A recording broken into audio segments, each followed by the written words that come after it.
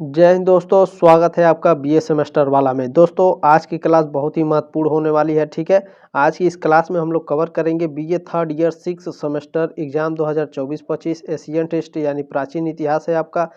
प्राचीन इतिहास का पेपर 2 है। ठीक है, पेपर 2 में आपका पेपर का नाम क्या है ये भी जानना अनिवार्य होता है, क्योंकि जो आपका एडमिट कार्ड मिलेगा वो एडमिट कार्ड पर पेपर का नाम लिखा रहता है। ठीक है, art and architecture in ancient India यानी प्राचीन भारत में कला और वास्तुकला, ये आपका पेपर 2 है। ठीक है, याद रखिएगा दोस्तों, आज की क्लास बहुत ही महत्वपूर्ण होने वाली है। ये महासंग्राम क्लास है, इससे बाहर आपके प्रश्न नहीं आएंगे। ठीक है, देखिए ये क्लास 1 है और आपका यूनिट भी 1 है।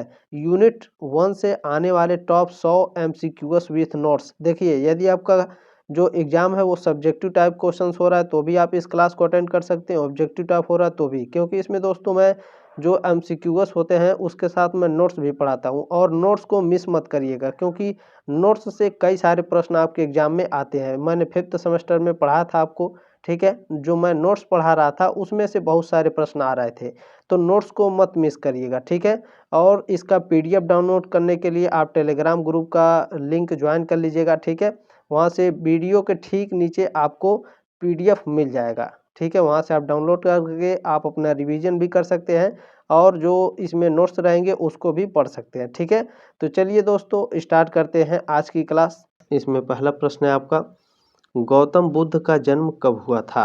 गौतम बुद्ध का जन्म 563 ईसा पूर्व हुआ था। ऑप्शन नंबर ए करेक्ट है आपका। चलिए प्रश्न नंबर 2, ये कॉमन क्वेश्चन है, वो पूछेगा जरूर, गौतम बुद्ध का जन्म कब हुआ था। ठीक है, क्योंकि बौद्ध धर्म है यूनिट 1 वाला आपका। ठीक है, चलिए दूसरा प्रश्न देखेंगे, बुद्ध के जीवन की किस घटना को महाभिनिष्क्रमण के रूप में जाना जाता है?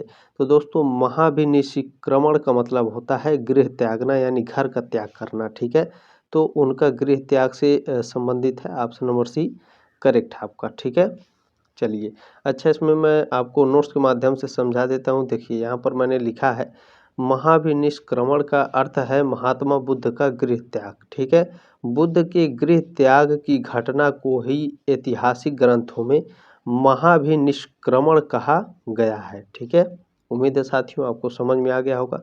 और हाँ, एक बात और, ये आपकी जिम्मेदारी है और आपसे रिक्वेस्ट भी है, इस क्लास को इस तरह से शेयर बटन बना होगा, इस पर क्लिक करके व्हाट्सएप पर, फेसबुक पर, इंस्टाग्राम, ट्विटर जरूर शेयर कर दीजिएगा। देखिए आप लाइक नहीं करते हैं, सब्सक्राइब नहीं करते हैं, वो अलग बात है, वो आपके ऊपर डिपेंड है, मैं कहता भी नहीं हूँ, लेकिन मैं आपसे रिक्वेस्ट करता हूँ शेयर करने की, क्योंकि ये जो क्लास है मैं चाहता हूँ, देखिए भारत में जितने भी यूनिवर्सिटी हैं और जिनका भी सब्जेक्ट सेम है, ठीक है, एशियन हिस्ट्री का, उन सभी के पास ये क्लास होना चाहिए। क्योंकि इसमें दोस्तों यूपीएससी, ठीक है, एमपीपीएससी, झारखंड यूपीएससी, आईएएस, ये सभी प्रश्न इसमें लिए गए हैं। क्यों? क्योंकि देखिए जो थर्ड ईयर होता है दोस्तों, वो आपका आईएएस बेसिस पर ही क्वेश्चंस और पूछे जाते हैं। ठीक है, ध्यान रखिएगा, जब मैं पॉलिटिकल साइंस पढ़ा रहा था दोस्तों, ठीक है, डीडीयू वालों को, तो डीडीयू वालों का जितना भी प्रश्न आया था पॉलिटिकल साइंस का, यूसीजी नेट से प्रश्न पूछ रहा था। ठीक है, यूसीजी नेट का जो एग्ज़ाम होता है उसमें से कई सारे प्रश्न आपके पूछे गए थे। ठीक है, लगभग लगभग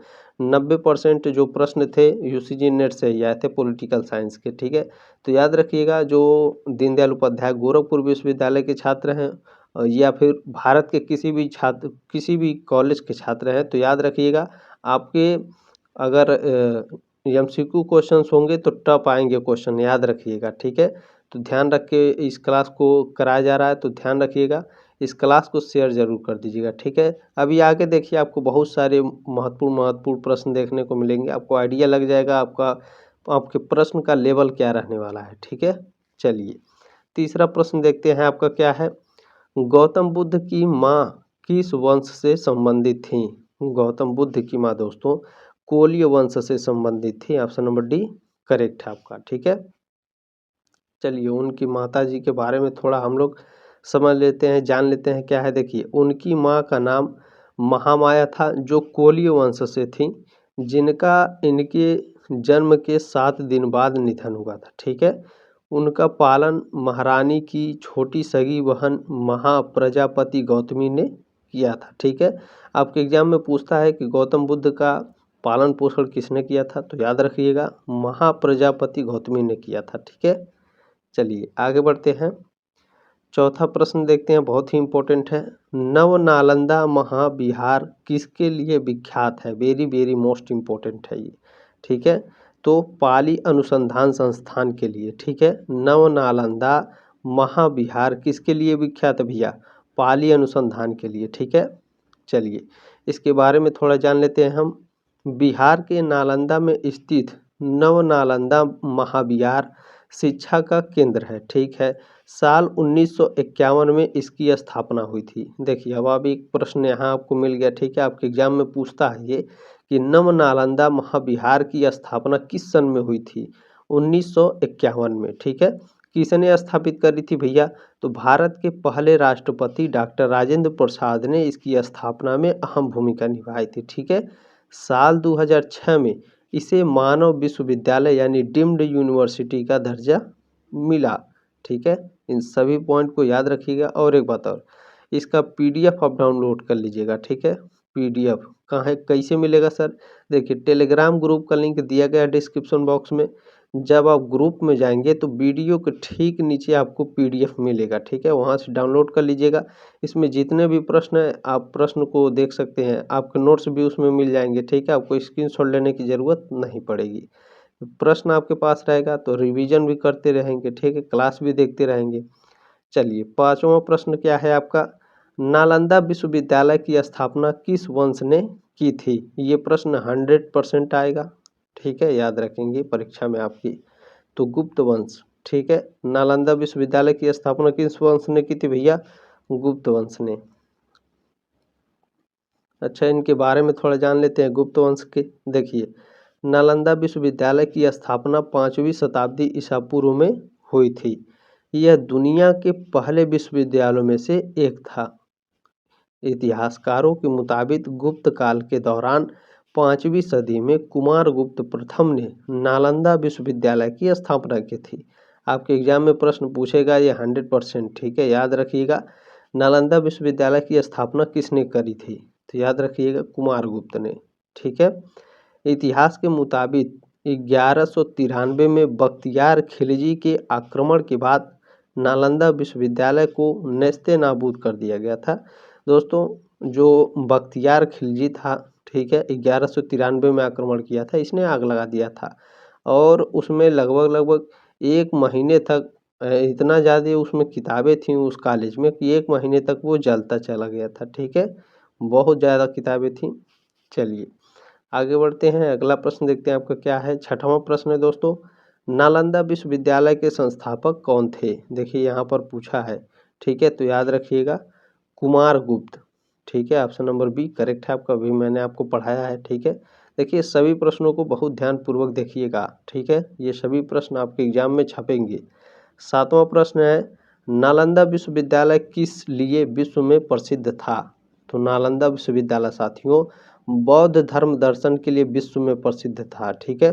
देखिए ये क्लास थोड़ा लंबा होगा क्योंकि संग्राम रिवीजन जो क्लास होती हैं दोस्तों वो लंबा ही होती हैं, ठीक है। 100 MCQ प्लस है आपका, तो 1 घंटे से ऊपर की क्लास होगी। तो आप 2-2 बार में देख सकते हैं। यदि आपकी क्षमता है तो आप एक ही बार में देख सकते हैं, ठीक है।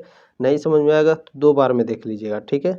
चलिए नालंदा विश्वविद्यालय किसके लिए प्रसिद्ध था भैया? तो बौद्ध धर्म दर्शन के लिए, ठीक है। चलिए नोट्स के माध्यम से आपको कई सारे प्रश्न यहाँ पर देखने को मिलेंगे। देखिए नालंदा विश्वविद्यालय प्राचीन भारत का एक महत्वपूर्ण विश्वविद्यालय था। यह दुनिया का पहला आवासीय विश्वविद्यालय था।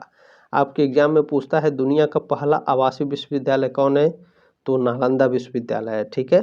और दोस्तों जिसका सब्जेक्टिव टाइप क्वेश्चंस होंगे वो भी इस प्रश्न को आराम से देखेंगे, नोट्स को बहुत ध्यानपूर्वक पढ़ेंगे, ठीक है। नोट्स पढ़ करके आप दोस्तों कई सारे प्रश्नों का उत्तर दे सकते हैं। हम नालंदा विश्वविद्यालय के बारे में लिख सकते हैं, ठीक है। तो बहुत ध्यान से देखिएगा सभी क्लासेस को। देखिए नालंदा विश्वविद्यालय बौद्ध शिक्षा और दर्शन का प्रचार करने के लिए अपने प्रोफेसर और विद्वानों को चीन, कोरिया, जापान, इंडोनेशिया और श्रीलंका जैसे देशों में भेजता था, ठीक है। चलिए आगे मैं बताऊंगा कि नालंदा विश्वविद्यालय से, ठीक है, दुनिया में बौद्ध धर्म का प्रचार करने वाले पहले आदमी कौन थे, ठीक है। ये भी आपके एग्जाम में प्रश्न पूछता है, बहुत ही इंपॉर्टेंट प्रश्न। मैं आगे अभी आपको बताऊंगा, ठीक है। चलिए 8वां प्रश्न देखते हैं भैया, क्या है आपका। निम्नलिखित कथनों पर विचार कीजिए। देखिए मैं 120% गारंटी लेता हूं दोस्तों, ऐसे प्रश्न आपके एग्जाम में ज़्यादातर देखने को मिलेंगे, ठीक है। जिनके कॉलेज में 100 प्रश्न पूछे जाएंगे, याद रखिएगा, उसमें से दोस्तों लगभग लगभग 50% जो प्रश्न हो गए इस टाइप के रहेंगे, ठीक है। याद रखिएगा, ठीक है। 3rd ईयर है, लास्ट ईयर है, 6 सेमेस्टर है, तो कठिन टफ प्रश्न पूछे जाएंगे, ठीक है। तो निम्नलिखित कथनों पर विचार कीजिए, ठीक है। तो आपके इसमें दोस्तों देखिए कथन दिया है और इसमें पूछा है उपर्युक्त में से कौन सी विशेषता महायान बौद्ध का बौद्ध मत की है, ठीक है। तो दोस्तों चलिए देखते हैं, इन सभी प्रश्नों को पढ़ना पड़ेगा। देखिए निम्नलिखित कथनों पर विचार कीजिए। बुद्ध में देवत्वरोपण, तो ये बिल्कुल सही है बुद्ध धर्म के अनुसार, ठीक है। बोधिसत्व के पथ पर चलना, ये भी आपका करेक्ट है, ठीक है। मूर्ति की उपासना तथा अनुष्ठान, ये भी बौद्ध धर्म के अनुसार करेक्ट है, यानी तीनों आपके करेक्ट हैं, ठीक है। याद रखिएगा। चलिए देखते हैं हमारा कौन सा ऑप्शन सही होगा, अभी मैं एक्सप्लेन करके भी आपको बता दूंगा। तो हमारा तीनों सही है, तो ऑप्शन नंबर डी हमारा करेक्ट हो जाएगा, 1, 2 और 3, ठीक है। अच्छा चलिए मैं आपको नोट्स के माध्यम से समझा देता हूँ क्या कैसे है। देखिए महायान बौद्ध धर्म सिखाता है कि बुद्ध के पास विशेष शक्तियाँ हैं और वे दिव्य हैं और वे कई रूपों में प्रकट होते हैं, ठीक है। यह बोधिसत्व के मार्ग का अनुसरण करता है, जो प्रबुद्ध प्राणी है, जो अपने लिए मोक्ष की तलाश करने के बजाय दूसरों की मदद करना चुनते हैं, ठीक है। बोधिसत्व के पथ पर चलना, ये वाला है आपका।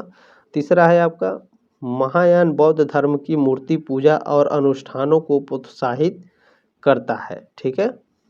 चलिए आगे देखते हैं अगला प्रश्न आपका क्या है। देखिए यहाँ पर पूछा आपका निम्नलिखित 4 स्थानों में हुई बौद्ध संगीतियों का सही कालक्रम नीचे दिए हुए कूट से ज्ञात करें। मैं दोस्तों 120% गारंटी लेता हूँ ये प्रश्न आएगा आपके एग्जाम में, भारत के किसी भी यूनिवर्सिटी से हो, ये आपके एग्जाम में आएगा, याद रखेंगे, ठीक है। बौद्ध संगीति से प्रश्न आपके आएंगे, ठीक है। चलिए तो आप बताएंगे दोस्तों कि इन चारों में से दोस्तों किस स्थान पर बौद्ध संगीतियों का मतलब इन चारों पर हुआ था, वैशाली, राजगिरी, कुंडलवन और पाटलिपुत्र, इन जगहों पर बौद्ध संगीति हुआ था। इनका सही क्रम क्या है, यानी सबसे पहले कहाँ हुआ था, पहले नंबर पर, दूसरे नंबर पर कहाँ हुआ था, तीसरे नंबर पर कहाँ हुआ था और चौथे नंबर पर कहाँ हुआ था, ठीक है। और आपका कूट भाषा दिया है दोस्तों, ध्यान से देख लेंगे। देखिए ये सभी कूट भाषा दिया है आपका, सही कालक्रम के अनुसार हमें इसको सजाना है, ठीक है। चलिए ध्यान देते हैं इस पर। देखिए मैं बताता हूँ दोस्तों आपको। देखिए सबसे पहले जो आपकी बौद्ध संगीति हुई थी दोस्तों, वो राजगृह में हुई थी, ठीक है। उसके बाद कहाँ हुई थी, वैशाली में, ठीक है। उसके बाद कहाँ हुई थी, पाटलिपुत्र में। उसके बाद आपका हुआ था कुंडलवन में, जो कश्मीर में है कुंडलवन, ठीक है। अभी मैं एक्सप्लेन करके आपको बता देता हूँ सभी के बारे में, ठीक है। पहले नंबर पर कौन है भैया, राजगिरी। दूसरे नंबर पर आपका वैशाली में हुआ था बौद्ध संगीति। तीसरे पर है आपका पाटलिपुत्र में हुआ था बौद्ध संगीति और चौथे पे कुंडलवन यानी कश्मीर में, ठीक है। चौथे पर तो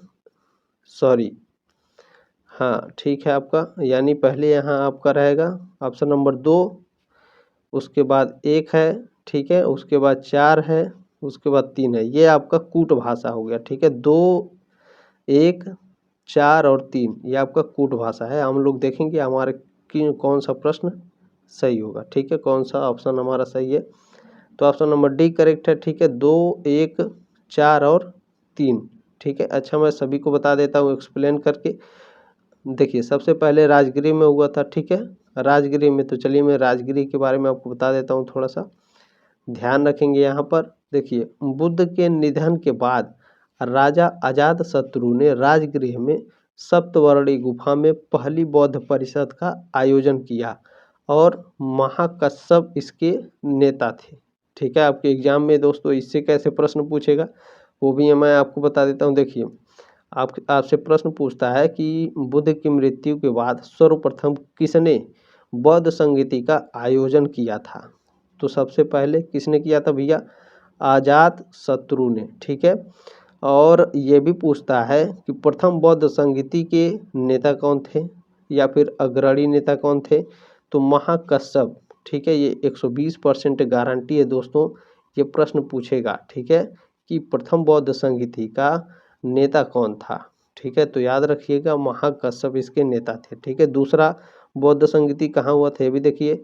दूसरा बौद्ध संगीति 100 साल बाद दूसरी परिषद सभा कामी के नेतृत्व में वैशाली में आयोजित की गई थी, ठीक है। आपके एग्जाम में पूछेगा कि दूसरा जो परिषद हुआ था बौद्ध संगीति का किसके नेतृत्व में हुआ था? तो सभा कामी के नेतृत्व में, ठीक है। चलिए आगे हम आपको बताते हैं। देखिए तीसरा जो बौद्ध संगीति हुआ था पाटलिपुत्र में हुआ था, किसके शासनकाल में? अशोक के शासनकाल में, ठीक है। याद रखेंगे, बहुत ही इंपॉर्टेंट है, पूछता है तीसरा बौद्ध संगीति किसके शासनकाल में हुई थी? तो अशोक के शासनकाल में। यदि आप कॉम्पिटिटिव एग्जाम की तैयारी कर रहे हैं तो भी आपके लिए वेरी वेरी मोस्ट इम्पोर्टेंट एक क्लास है, ठीक है। दोनों तरफ से आपका फायदा है, दोनों हाथ में लड्डू है। चौथा देखिए भैया, चौथा कनिष्क के शासनकाल के दौरान कश्मीर यानी कुंडलवन में हुआ था, ठीक है।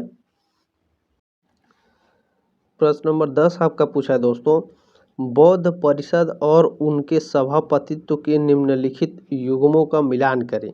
यानी दोस्तों जो बौद्ध संगीतियाँ 4 हुई थी उन चारों समितियों के सभापति कौन थे? ये 120% गारंटी आपके एग्जाम में प्रश्न पूछेगा कि दूसरे बौद्ध संगीति के सभापति कौन थे।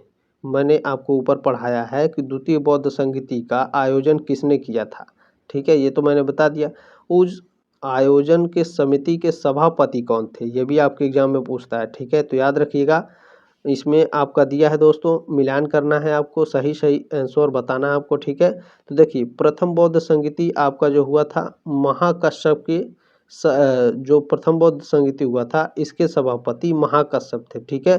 द्वितीय बौद्ध संगीति के जो सभापति थे सभा कामी थे। अभी मैंने ऊपर आपको पढ़ाया, याद है कि नहीं? ध्यान से पढ़िएगा, हवा में बिल्कुल मत पढ़िएगा, ठीक है, नहीं तो एक गलती करेंगे आपका और आपका नंबर कट जाएगा, ठीक है। तो ध्यान से पढ़िएगा। दूसरी बौद्ध संगीति के सभापति कौन थे भैया? सभा कामी। तीसरी बौद्ध संगीति के सभापति कौन थे? मोगलीपुत्र थे, ठीक है। कौन थे भैया? मोगलीपुत्र।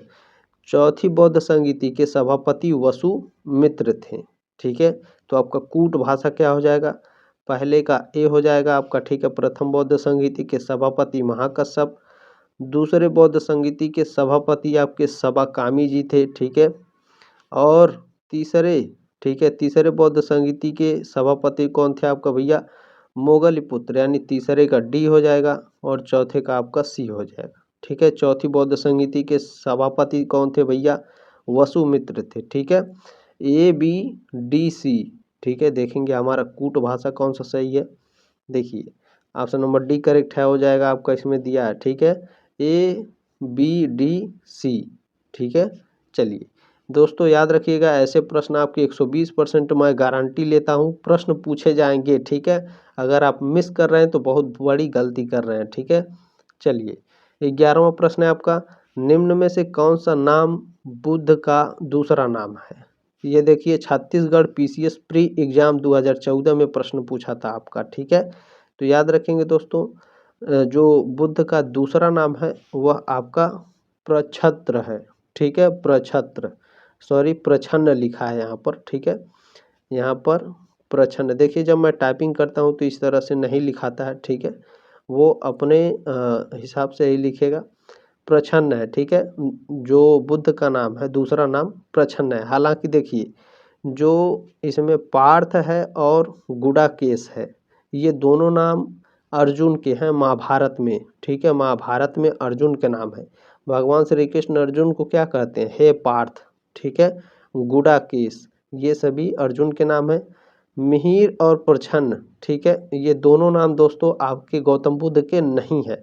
लेकिन जो आपका एग्जाम हुआ था छत्तीसगढ़ पीसीएस प्री एग्जाम 2014 में, ये दोस्तों जो आयोग था इसका, इसने सही उत्तर आपका प्रछन्न बताया है, ठीक है। तो याद रखेंगे इस प्रश्न को, बहुत ही महत्वपूर्ण है। अच्छा सर पीसीएस का क्यों पढ़ा रहे हैं? ये आपके एग्जाम में आएगा जब आप बीए पास कर लेते हैं दोस्तों, ठीक है। आप ग्रेजुएशन कर लेते हैं तो बहुत सारे स्टूडेंट क्या करते हैं, आईएएस पीसीएस की तैयारी में लग जाते हैं, ठीक है। तो उसमें से इसी के बेसिस पर होता है, ठीक है। तो ध्यान दीजिएगा, ठीक है। अगर आप तैयारी करना चाहते हैं, अगर तैयारी नहीं करेंगे तो भी कोई दिक्कत नहीं है। क्यों? क्योंकि प्रश्न आपके उसी लेवल के रहेंगे। तो सभी प्रश्नों को ध्यान से देखिएगा, ठीक है। चलिए 12वां प्रश्न देखते हैं आपका क्या है। निम्नलिखित में से किस राजवंश के अभिलेख से इस परंपरा का समर्थन होता है कि लुम्बिनी शाक्यमुनि बुद्ध का जन्म स्थान था? बताइए, बहुत ही इंपॉर्टेंट प्रश्न है। बताइए किस राजवंश के अभिलेख से इस परंपरा का समर्थन होता है कि लुम्बिनी शाक्यमुनि का जन्म स्थान था?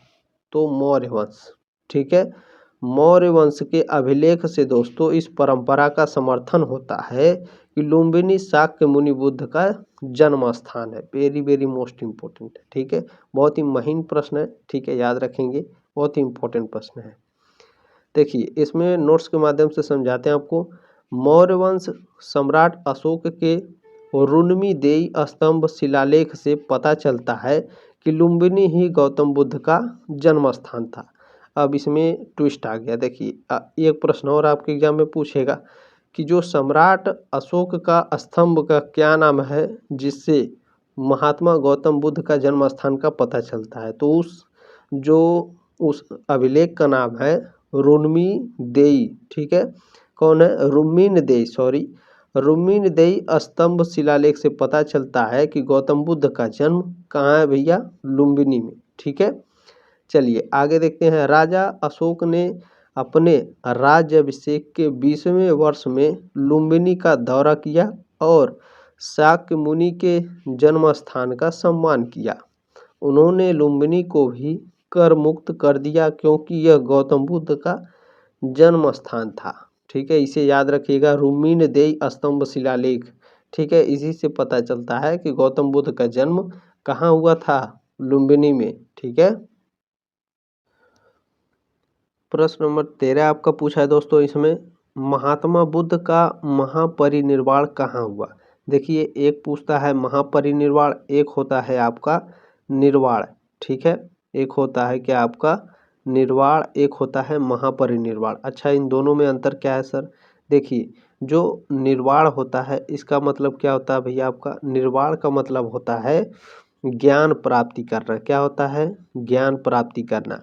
और महापरिनिर्वाण का मतलब होता है मोक्ष को प्राप्ति करना यानी मृत्यु, ठीक है। इस तरह से याद रखिएगा, मृत्यु महापरिनिर्वाण का मतलब होता है, निर्वाण का मतलब ज्ञान प्राप्ति करना होता है। अब आपके एग्जाम में जब भी ऐसे प्रश्न आएंगे तो आप समझ लेंगे, ठीक है, निर्वाण और महापरिनिर्वाण में सर क्या बताए थे, ठीक है।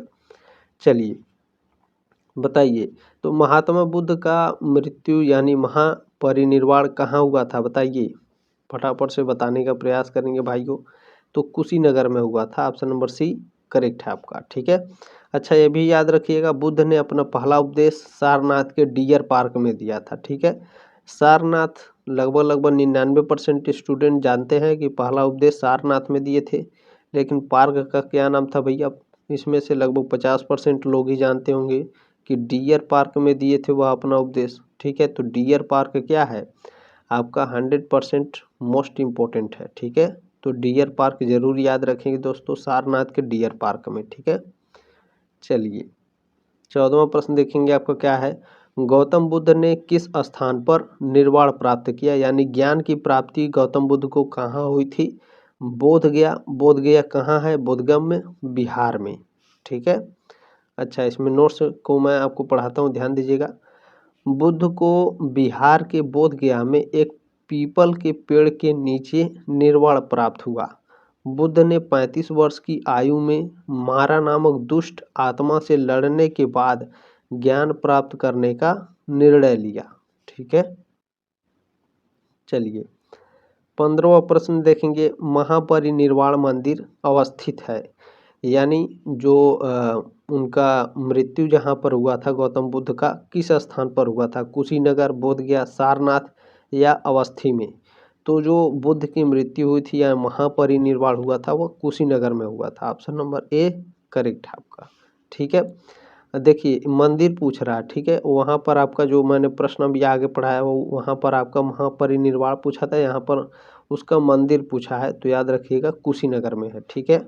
चलिए नोट्स बहुत ध्यानपूर्वक देखेंगे। महापरिनिर्वाण मंदिर उत्तर प्रदेश के कुशीनगर जिले में स्थित है और बुद्ध की एक प्रसिद्ध मूर्ति का घर है। यह मूर्ति 1876 में एक खुदाई के दौरान मिली थी और चुनार के बलुआ पत्थर से बनी हुई है, ठीक है। इसमें बुद्ध को अपने अंतिम क्षणों में दाहिनी ओर लेटे हुए दिखाया गया है, ठीक है। इन सभी दोस्तों ये जितने भी नोट्स हैं बहुत ही इम्पोर्टेंट है, ठीक है, याद रखेंगे। चलिए 16वां प्रश्न आपका देखते हैं दोस्तों, बहुत ही महत्वपूर्ण प्रश्न है। 16वां प्रश्न है, निम्नलिखित राज्यों में से किनका संबंध बुद्ध के जीवन से था? बताइए। अवंती, गांधार, कोसल और मगध, ये सभी राज्य हैं। बताइए किन राज्यों का संबंध गौतम बुद्ध के जीवन से था? बहुत ही इंपॉर्टेंट प्रश्न है, 120% गारंटी है ये सारे प्रश्न आएंगे, ठीक है। तो दोस्तों जो इन राज्यों का नाम था दोस्तों वो कौन था? तो कोसल, ठीक है। कौन था? कोसल और मगध, ये दो राज्य जो थे गौतम बुद्ध से संबंधित थे, ठीक है। कौन कौन से भैया? कोसल और मगध, ठीक है। तो हमारा ऑप्शन क्या हो जाएगा? 3 और 4। चलिए देखते हैं कौन सा सही है हमारा। सही उत्तर कूट का चयन कीजिए, केवल 3 और 4, ठीक है, कोसल और मगध। चलिए ये भी याद रखिएगा, गौतम बुद्ध का संबंध कोसल और मगध साम्राज्य से था। वह अपनी शिक्षाएं साझा करने के लिए इन दोनों राज्यों में गए थे, ठीक है। चलिए अगला प्रश्न आपका देखते हैं भैया। 17 नंबर प्रश्न क्या है? गौतम बुद्ध द्वारा अपने धर्म में दीक्षित किया जाने वाला अंतिम व्यक्ति निम्नलिखित में से कौन था? वेरी वेरी मोस्ट इम्पोर्टेंट ये प्रश्न है दोस्तों। प्रश्न क्या पूछा है ध्यान से देखेंगे। गौतम बुद्ध द्वारा अपने धर्म में दीक्षित किया जाने वाला अंतिम व्यक्ति कौन था? तो सुभद था। कौन था?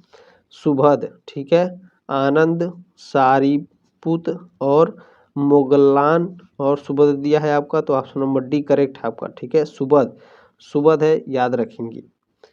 चलिए 18वां प्रश्न आपका देखते हैं क्या है? बुद्ध ने अपने जीवन की अंतिम वर्षा ऋतु कहाँ बिताई? तो वैशाली में। वैशाली कहाँ है? कुंडग्राम में, ठीक है। बुद्ध ने अपने जीवन की अंतिम वर्षा ऋतु कहाँ बिताई थी? वैशाली में, ठीक है। चलिए प्रश्न नंबर 19 देखते हैं साथियों क्या है?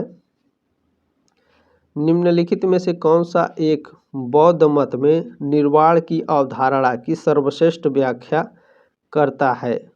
तो ऑप्शन नंबर 1 करेक्ट है आपका, तृष्णा रूपी अग्नि का शमन। ये क्या है आपका? तृष्णा रूपी अग्नि का जो शमन है बौद्ध मत में निर्वाण की अवधारणा का सर्वश्रेष्ठ व्याख्या करता है, ठीक है। चलिए 20 नंबर प्रश्न देखेंगे आपका क्या है? आलार कलाम कौन थे? तो आलार कलाम बुद्ध के एक गुरु थे, ठीक है। आलार कलाम कौन थे भैया? बुद्ध के गुरु थे। चलिए 21 नंबर प्रश्न देखेंगे आपका क्या है? महात्मा बुद्ध ने अपना पहला धर्म चक्र प्रवर्तन किस स्थान पर दिया? तो सारनाथ में दिया था, ठीक है। गौतम बुद्ध ने अपना पहला धर्म चक्र परिवर्तन किस स्थान पर दिया? सारनाथ में। चलिए अगला प्रश्न देखेंगे क्या है? बुद्ध ने सर्वाधिक उपदेश दिए, बताइए, वैशाली में, श्रावस्ती में, कौशाम्बी में या राजगृह में? बहुत ही इंपॉर्टेंट प्रश्न है। बुद्ध ने जो सर्वाधिक यानी सबसे ज़्यादा उपदेश दिए थे वह श्रावस्ती में दिए थे। ऑप्शन नंबर बी करेक्ट है आपका। चलिए अगला प्रश्न देखते हैं आपका क्या है? 23 नंबर प्रश्न है, बुद्ध कौशाम्बी किसके राज्यकाल में आए थे? बताइए। शतानिक, उदयन, बोधि या निचछू? तो जो गौतम बुद्ध थे कौशाम्बी किसके राज्यकाल में आए थे? तो उदयन के, ठीक है। उदयन के शासनकाल में गौतम बुद्ध कौशाम्बी राज्य में आए थे, ठीक है। अच्छा नोट्स ध्यान से देखिए, राजा उदयन के शासनकाल में महात्मा बुद्ध कौशाम्बी गए थे, ठीक है। चलिए 24 नंबर प्रश्न देखेंगे क्या है? बुद्ध की मृत्यु के पश्चात प्रथम बौद्ध संगीति का अध्यक्षता की गई? बताइए। महाकर्पस द्वारा, अजातशत्रु द्वारा, धर्मसेन द्वारा या नागसेन द्वारा? तो देखिए यहाँ टाइपिंग में थोड़ी गलती हो जाती है, ठीक है। तो मैंने वहाँ ऊपर आपको क्या पढ़ा है, महाकश्यप, यहाँ लिखा है महाकर्षप, ठीक है। तो टाइपिंग में थोड़ी गलती हो गई है, मैनेज करिएगा आप, उसके लिए मैं आपसे बहुत सॉरी बोलता हूँ, ठीक है।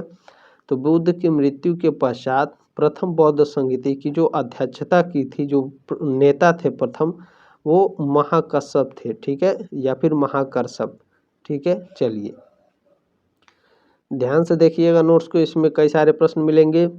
बुद्ध की मृत्यु के तुरंत बाद राजा अजातशत्रु ने राजगृह में सप्तवर्णी गुफा नामक गुफा में एक बौद्ध परिषद का आयोजन किया, ठीक है। आपके एग्जाम में पूछता है बुद्ध की मृत्यु के बाद जो प्रथम बौद्ध संगीति का आयोजन किया था, किसने किया था? अजातशत्रु ने, ठीक है।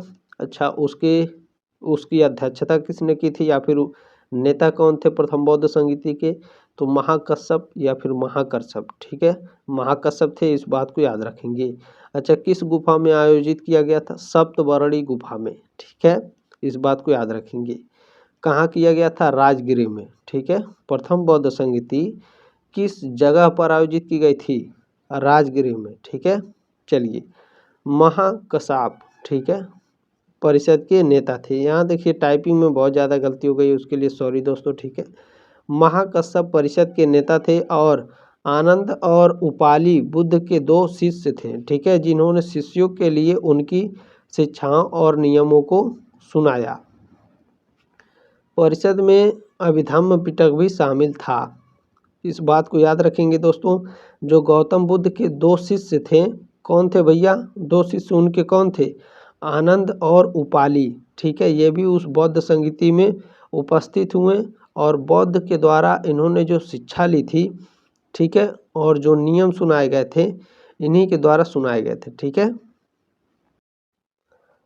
प्रश्न नंबर 25 आपका पूछा है दोस्तों, कश्मीर में कनिष्क के शासनकाल में जो बौद्ध संगीति का आयोजित हुई थी, उसकी अध्यक्षता निम्नलिखित में से किसने की थी? पासु ने, नागार्जुन ने, शूद्रक ने या वसुमित्र ने? अभी मैंने ऊपर आपको पढ़ाया, याद है कि नहीं? बताइए।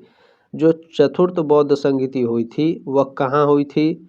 बताइए कहाँ हुई थी? अभी मैंने पढ़ाया आपको, कश्मीर के कुंडल ग्राम में। कहाँ हुई थी? कश्मीर के कुंड ग्राम में, ठीक है। किसके शासनकाल में हुई थी भैया? कनिष्क के शासनकाल में, ठीक है। अच्छा, जो बौद्ध संगीति आयोजित हुई थी चौथी, उसकी अध्यक्षता किसने की थी, या फिर उसके नेता कौन थे? तो वसुमित्र थे, ठीक है। ऑप्शन नंबर डी करेक्ट है आपका, मैंने ऊपर पढ़ाया भी है आपको, ठीक है। अच्छा, ये भी याद रखिएगा नोट्स में।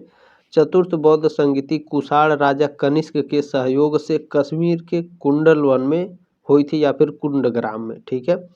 वसुमित्र परिषद के नेता थे और अश्वघोष उनके सहायक थे, ठीक है। अच्छा, आपके एग्जाम में पूछता है कि जो चतुर्थ बौद्ध संगीति हुई थी, ठीक है, उसमें जो परिषद के नेता थे वसुमित्र, उनके सहयोगी कौन थे? तो उनके सहयोगी अश्वघोष थे, ठीक है। इस परिषद ने बौद्ध धर्म को 2 समूहों महायान और हीनयान में विभाजित किया। अच्छा, आपके एग्जाम में एक प्रश्न ये भी पूछता है, ठीक है, कि जो चतुर्थ बौद्ध संगीति हुई थी, ठीक है, उसमें बौद्ध धर्म को 2 समूह, किन 2 समूहों में बांटा गया था? तो महायान और हीनयान, ठीक है, याद रखिएगा। वेरी वेरी मोस्ट इम्पोर्टेंट है ये महायान और हीनयान, 120% गारंटी है ये प्रश्न आपके एग्जाम में इससे पूछे जाएंगे, हीनयान और महायान से, ठीक है। चलिए, ये भी याद रखिएगा। द्वितीय बौद्ध समिति का आयोजन कहाँ हुआ था? बताइए। अभी मैंने ऊपर आपको पढ़ाया है, याद है कि नहीं? बताइए, बताइए याद है कि नहीं? बिल्कुल बिल्कुल सही है, वैशाली में, ठीक है। द्वितीय बौद्ध संगीति का आयोजन कहाँ हुआ था? वैशाली में। इसकी अध्यक्षता किसने की थी भैया? साबा कामी ने, ठीक है। किसने? साबा कामी ने। चलिए आगे देखते हैं भैया आपका क्या है।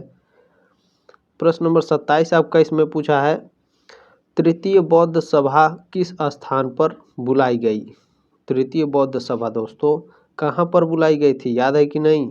पाटलिपुत्र में। मैंने पढ़ाया ऊपर आपको, ठीक है, इसलिए मैंने काफ़ी एक्सप्लेन करके बताया ताकि आप भूलिए नहीं, ठीक है। तृतीय बौद्ध सभा कहाँ हुई? पाटलिपुत्र में। अच्छा, आगे इसमें देखेंगे नोट्स में आपको क्या मिलेगा। तीसरी संगति या फिर तीसरी जो आपकी बौद्ध संगति हुई थी दोस्तों, पाटलिपुत्र में अशोक के शासनकाल में हुई। परिषद की अध्यक्षता मोगलपुत्र तिस्स ने की या फिर तिस्सा ने की, ठीक है। चौथी बौद्ध संगति कनिष्क के शासनकाल में कश्मीर के कुंडलवन में हुई। बहुत ही इंपॉर्टेंट है, याद रखिएगा दोस्तों, ठीक है। तीसरी बौद्ध संगति कहाँ पर हुई थी? पाटलिपुत्र में हुई थी। किसके शासनकाल में? अशोक के शासनकाल में। तीसरी बौद्ध संगति की अध्यक्षता किसने की थी? मोगलपुत्र ने, ठीक है। चौथी बौद्ध संगति कहाँ हुई थी? कश्मीर के कुंडलवन में। किसके शासनकाल में? कनिष्क के शासनकाल में, ठीक है। चलिए आगे बढ़ते हैं, अगला देखते हैं आपका क्या है। प्रश्न नंबर 28 आपका पूछा है दोस्तों, भारतीय कला में बुद्ध के जीवन की किस घटना का चित्रण मृग सहित चक्र द्वारा हुआ है? तो प्रथम उपदेश, ठीक है। प्रथम उपदेश भारतीय कला में बुद्ध के जीवन की, ठीक है, चित्रण मृग सहित चक्र द्वारा हुआ है। अच्छा ये क्या है, मैं इसे थोड़ा एक्सप्लेन करके बता देता हूँ। देखिए, भारतीय कला में बुद्ध के जीवन की पहली उपदेशात्मक घटना को हिरण वाले पहिए का प्रतीक माना जाता है, ठीक है। चलिए प्रश्न नंबर 29 बहुत ही महत्वपूर्ण है। देखिए इसमें पूछा क्या है आपका, सूची 1 को सूची 2 से सुमेलित कीजिए तथा सूचियों के नीचे दिए गए कूट को सही उत्तर चुनिए, ठीक है। आपका यहाँ पर दिया गया है, आपका सूची 1 दिया है और सूची 2 दिया है, चिन्ह दिया है और आपका अर्थ पूछा है और आपका कूट भाषा दिया है इसमें, ठीक है। कूट भाषा दिया है भैया, तो याद रखेंगे कूट भाषा भी, ठीक है। चलिए 29 का देखते हैं आपका क्या है। चिन्ह है आपका जन्म। जन्म किससे संबंधित होता है? कमल से। किससे? कमल से, यानी आपका ए का हो गया 4, ठीक है। प्रथम प्रवचन तो धर्मचक्र परिवर्तन है, ठीक है। प्रथम प्रवचन धर्मचक्र परिवर्तन, यानी बी का आपका क्या हो गया? दूसरा हो गया, ठीक है। महाबोधि का क्या अर्थ होता है? बोधि वृक्ष, ठीक है। महाबोधि का अर्थ क्या हुआ भैया? बोधि वृक्ष, यानी सी का आपका 1 हो गया। त्याग का क्या हो गया भैया? त्याग का हो गया घोड़ा, ठीक है। त्याग का अर्थ क्या हो गया? घोड़ा। घोड़े से ही वो भागे थे, इस बात को याद रखेंगे, ठीक है। घर से जब वो निकले थे, गृह त्याग किए थे, तो घोड़े से ही यात्रा किए थे, ठीक है। तो डी का क्या है आपका? घोड़ा अर्थ है इसका, ठीक है। सूची 1 का त्याग का क्या अर्थ है? घोड़ा। तो हमारा डी का क्या हो गया भैया? तीसरा हो गया, यानी 4, 2, 1 और 3 देखेंगे भैया, याद रखिएगा, मैं भूल जाता हूँ। 4, 2, 1 और 3, 4, 2, 1 और 3 किसमें है भैया? 4, 2, 1 और 3, इस ऑप्शन नंबर डी करेक्ट है आपका, 4, 2, 1 और 3, ठीक है। चलिए अच्छा सर ऐसे प्रश्न क्यों पढ़ा रहे हैं? देखिए मैं बार बार कह रहा हूँ, ऐसे प्रश्न आपके 50% पूछे जाएंगे, ठीक है। प्रश्न नंबर 30 आपका पूछा है साथियों, कर्म मापा लामा तिब्बत के बुद्ध संप्रदाय के किस वर्ग का है? बताइए। केलुगपा, कंग्युपा, शाक्यपा या फिर लिंगमापा? तो कर्मापा लामा तिब्बत के कंग्युपा बुद्ध संप्रदाय का वर्ग है। ऑप्शन नंबर बी करेक्ट है, वेरी वेरी मोस्ट इम्पोर्टेंट है, याद रखिएगा। कर्मापा लामा कंग्युपा के तिब्बती बौद्ध स्कूल का हिस्सा है। मैंने ये भी आपको एक्सप्लेन करके बता दिया। प्रश्न नंबर 31 है दोस्तों, महात्मा बुद्ध के संबंध में निम्नलिखित कथनों में से कौन सही है? महात्मा बुद्ध के यहाँ पर आपकी 4 ऑप्शन दिया है, पूछ रहा है कौन सा इनमें से सही है, और कूट भाषा दिया है आपका, ठीक है। तो उनका जन्म कपिल वस्तु में हुआ था, क्या यह सही है? बिल्कुल करेक्ट है, ठीक है। कपिल वस्तु लुम्बिनी में है, ठीक है, याद रखेंगे। उन्होंने बोध गया में ज्ञान प्राप्त किया था, बिल्कुल सही है। बोध गया बोधगम्य में इन्होंने ज्ञान प्राप्त किया था। उन्होंने वैदिक धर्म को अस्वीकार किया था, बिल्कुल करेक्ट है। उन्होंने आर्य सत्य का प्रचार किया, 4 आर्य सत्य है, ठीक है, ये भी याद रखेंगे, ये भी करेक्ट है आपका। यानी दोस्तों आपका चारों करेक्ट है, तो हमारा देख लेंगे कौन सा कूट भाषा सही हो जाएगा। तो चारों करेक्ट आपका ऑप्शन नंबर डी में दिया है, ठीक है। ऑप्शन नंबर डी करेक्ट हो जाएगा आपका। चलिए प्रश्न नंबर 32 देखेंगे आपको क्या भैया, बोध गया में महाबोधि मंदिर बनाया गया जहाँ गौतम बुद्ध पैदा हुए थे, गौतम बुद्ध को ज्ञान प्राप्त हुआ था, या फिर गौतम बुद्ध ने अपना प्रथम प्रवचन दिया था, या फिर जहाँ पर गौतम बुद्ध की मृत्यु हुई थी वहाँ पर महाबोधि मंदिर बनाया गया था, बताइए।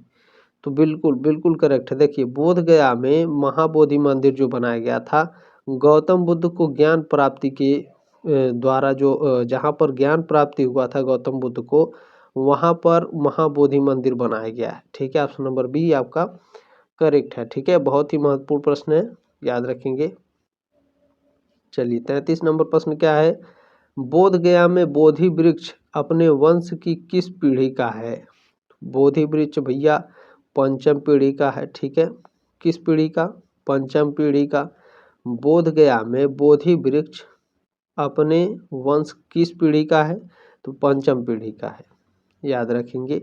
चलिए 34 नंबर प्रश्न क्या है भैया, निम्नलिखित में से कौन सा बौद्ध पवित्र स्थल निरंजना नदी पर स्थित था। Very very very most important प्रश्न है, यह आएगा आपके परीक्षा में। ठीक है, पूछेगा कि कौन सा बौद्ध पवित्र स्थल निरंजना नदी पर स्थित था, बोध गया, कुशीनगर, लुम्बिनी या फिर ऋषि पत्तन।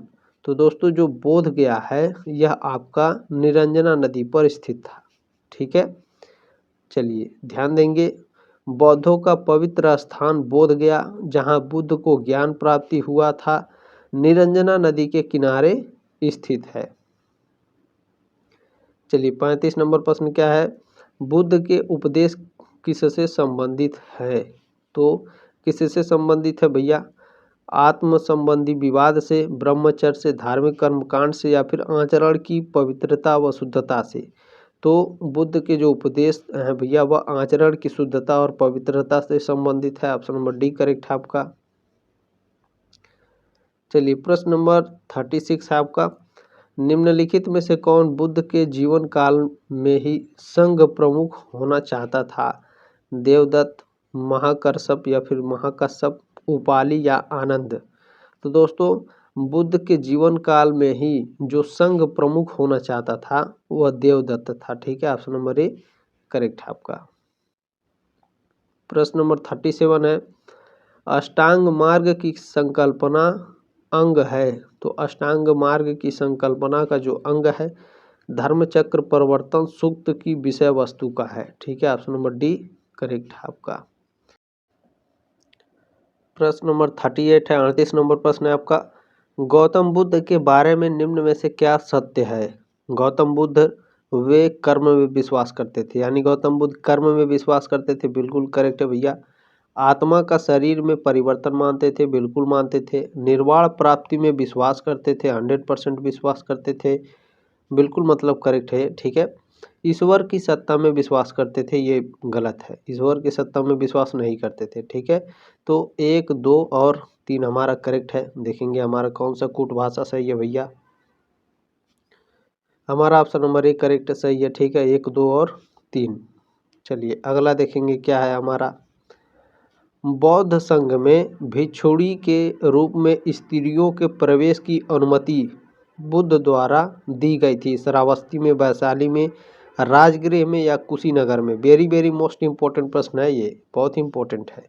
तो वैशाली में। ठीक है, बौद्ध संघ में भिक्षुणी के रूप में स्त्रियों को प्रवेश बुद्ध ने किस जगह पर दी थी, वैशाली में। ठीक है, अच्छा किसके अनुरोध पर दी थी, ये भी प्रश्न पूछता है, तो याद रखेंगे दोस्तों, आनंद के अनुरोध पर गौतम बुद्ध ने महिलाओं को वैशाली में, ठीक है, बौद्ध संघ का हिस्सा बनने की अनुमति दी। और यह भी प्रश्न पूछता है, याद रखिएगा, पहली महिला जिसे स्वीकार किया गया वह महाप्रजापति गौतमी थी। ठीक है, चलिए 40 नंबर प्रश्न क्या है भैया, 120% गारंटी है ये प्रश्न पूछेगा, त्रिपिटक क्या है। त्रिपिटक भैया बुद्ध के उपदेशों का संग्रह है त्रिपिटक। ठीक है, 120% गारंटी है ये प्रश्न आएगा, याद रखिएगा। ठीक है, त्रिपिटक क्या है, बुद्ध के उपदेशों का संग्रह है, त्रिपिटक से संबंधित प्रश्न आएगा, तो याद रखेंगे भैया त्रिपिटक यानी 3 आपके त्रिपिटक 3 हैं। ठीक है, कौन कौन से हैं देखिए, त्रिपिटक बौद्ध धर्म का सबसे महत्वपूर्ण ग्रंथ है। कौन है? पहला है आपका सुत्त पिटक, दूसरा है विनय पिटक और तीसरा है अभिधम्म पिटक। ठीक है। अच्छा, सुत्त पिटक में क्या है? जिसमें बुद्ध के उपदेश और शिक्षाएं शामिल हैं वो सुत्त पिटक है। जिसमें भिक्षुओं और संघ के लिए नियम है वह विनय पिटक है। जिसमें बौद्ध धर्म के दर्शन के बारे में बताया गया है वह अभिधम्म पिटक है। ठीक है, मैंने आपको एक्सप्लेन करके काफ़ी अच्छे से बता दिया दोस्तों, तो प्लीज़ एक लाइक कर दीजिए अभी। ठीक है, क्लास अच्छा लग रहा हो दोस्तों, काफ़ी एक्सप्लेन करके मैं बताता हूँ दोस्तों। देखिए मेरा चैनल थोड़ा छोटा है, ठीक है, लेकिन कोई बात नहीं है, नॉलेज छोटा नहीं है मेरा। ठीक है, कोई दिक्कत नहीं है। यदि आप पढ़ना चाहते हैं, यदि आपको अच्छा लग रहा हो, जब आप एग्ज़ाम देंगे तब आपको समझ में आएगा, बाकी मुझे कहने की कोई ज़रूरत नहीं है। ठीक है, प्रश्न नंबर 41 पूछा है दोस्तों, 41 नंबर, यमका बुद्ध पिटक से संबंधित है? तो अभिधम्म से संबंधित है। यमका एक पुस्तक का नाम है। ठीक है। अच्छा, चलिए मैं आपको बता देता हूँ अभिधम्म के बारे में, कुछ यहाँ पर एक्सप्लेन करके बताऊँगा मैं। देखिए, अभिधम्म पिटक में 7 पुस्तकें हैं। कौन कौन से भैया? पहला पुस्तक है धम्म संगनी, दूसरा है धातु कथा, तीसरा मुगलिपत्ति, ठीक है, मुगलिपत्ति, चौथा है आपका कथाबत्थु, पांचवा पुस्तक है आपका यमका, छठवां पुस्तक है पत्थाना, सातवां पुस्तक है विभंग। ठीक है, आपके एग्जाम में पूछेगा कि विभंग किससे संबंधित है? तो गौतम बुद्ध के। ठीक है, गौतम बुद्ध के किससे संबंधित है भैया? पिटक से संबंधित है। ठीक है, चलिए याद रखिएगा दोस्तों, जैसे यमका पूछा है उसी तरह से आपका इन 7 में से कोई भी पूछ सकता है। ठीक है, चलिए आगे बढ़ते हैं।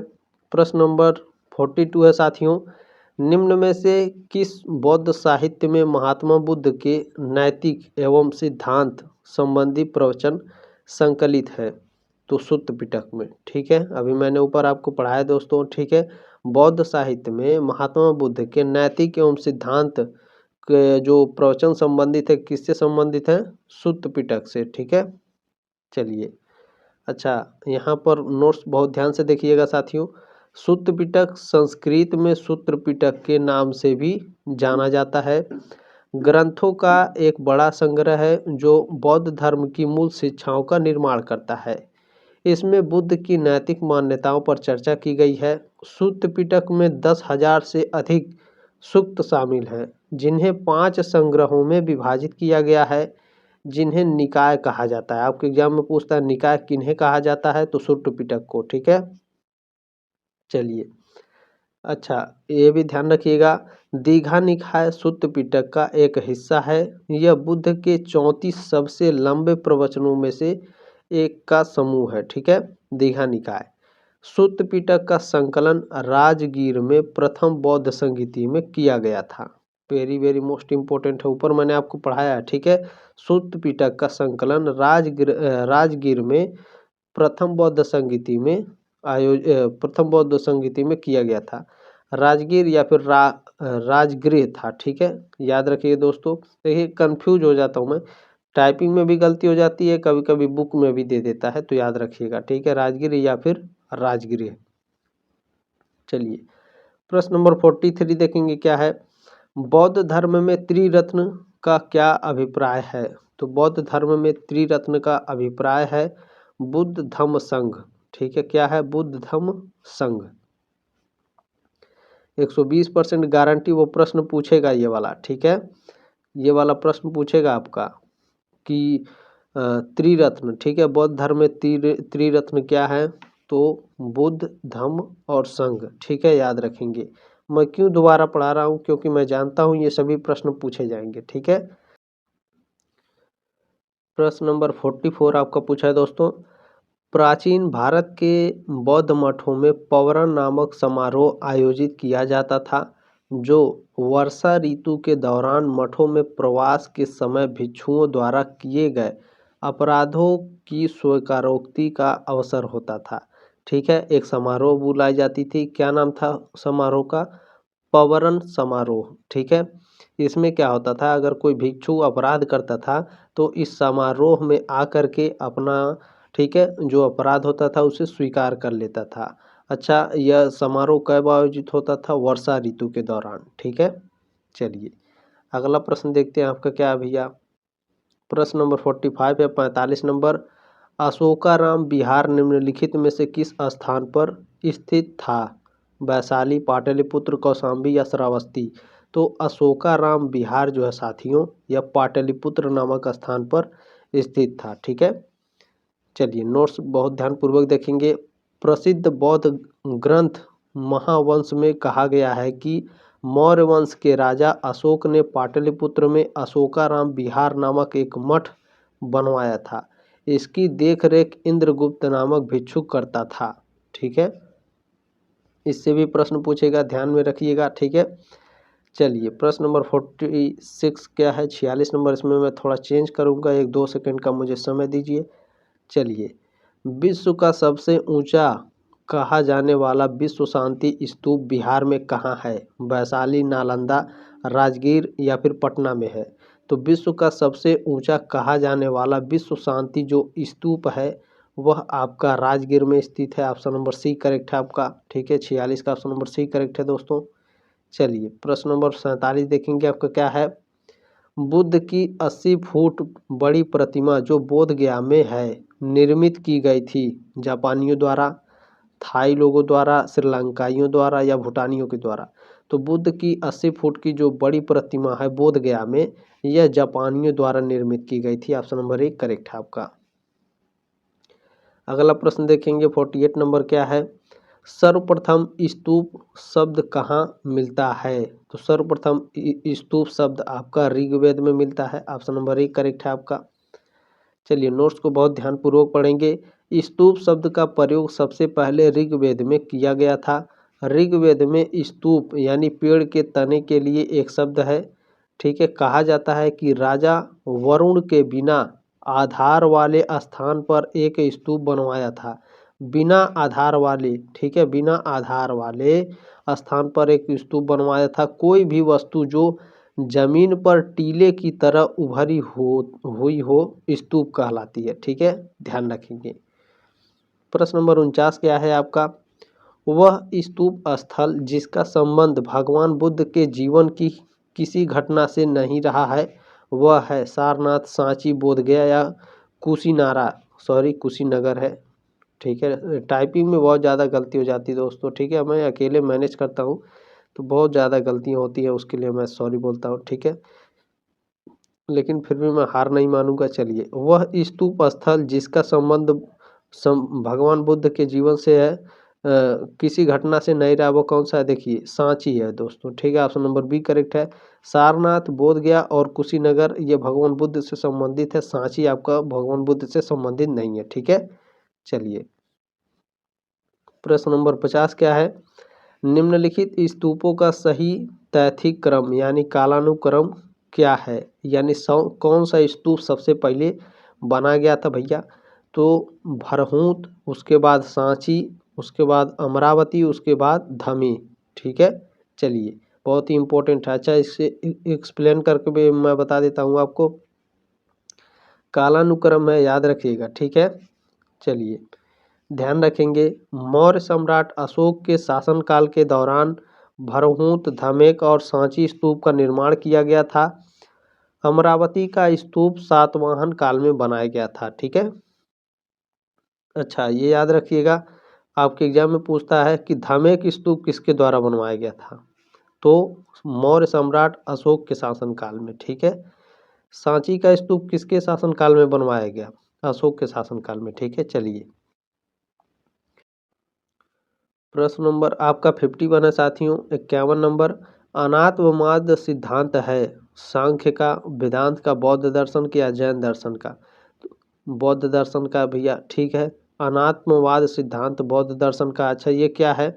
देखिए, बौद्ध धर्म सिखाता है कि आत्मा यानी जिसे आत्मा कहा जाता है या मैं जैसी कोई चीज नहीं है। ठीक है, चलिए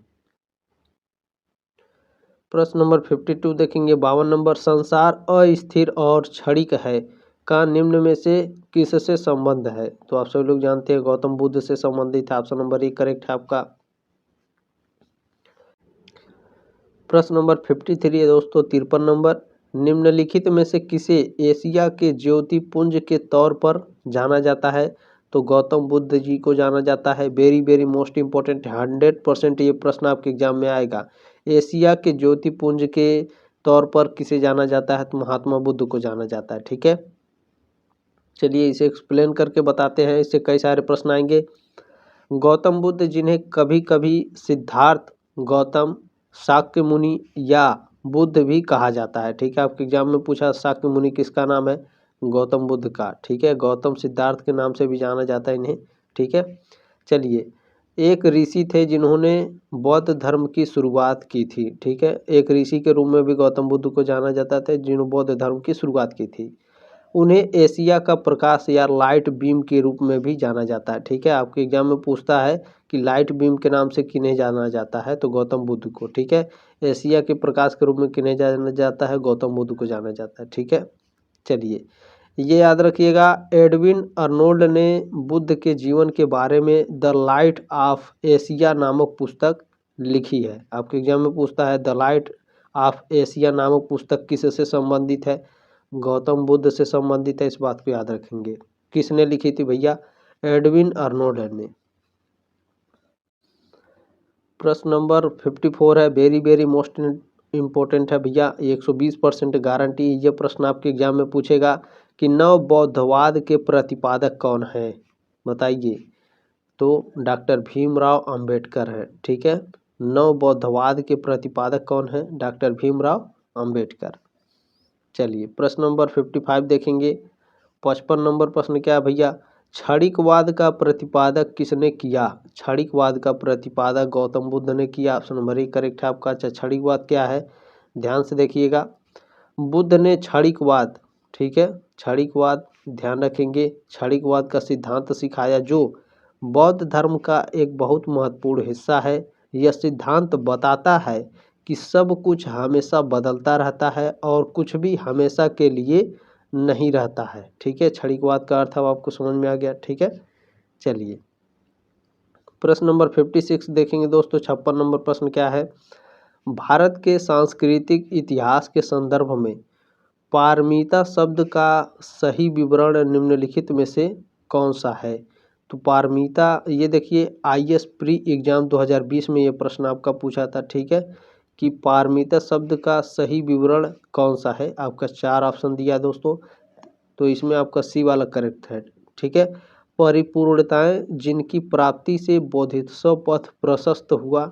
ठीक है, पारमिता का सही विवरण है। ठीक है, याद रखिएगा दोस्तों। चलिए अगला प्रश्न आपका देखते हैं। सॉरी, इसमें मैं आपको नोट्स पढ़ा रहा हूँ, देखिए ध्यान से पढ़िएगा।